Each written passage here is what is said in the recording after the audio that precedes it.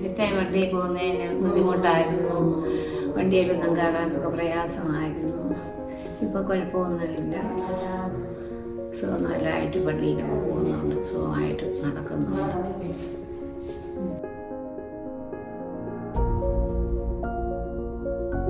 ഒരു കാലിന് എക്സസൈസ് ആയതിനു ശേഷം അടുത്തതും ചെയ്യും. ഇപ്പം കുഴപ്പമൊന്നുമില്ല, വഴിയില്ലെങ്കിലും നടക്കുന്നുണ്ട്. സർജറി സക്സസ് ആയിട്ട് കഴിഞ്ഞതിന് ശേഷം പിന്നെ 3 മാസം കഴിഞ്ഞ് രണ്ടാമത്തെ ഞാൻ ചെയ്യുന്നത്.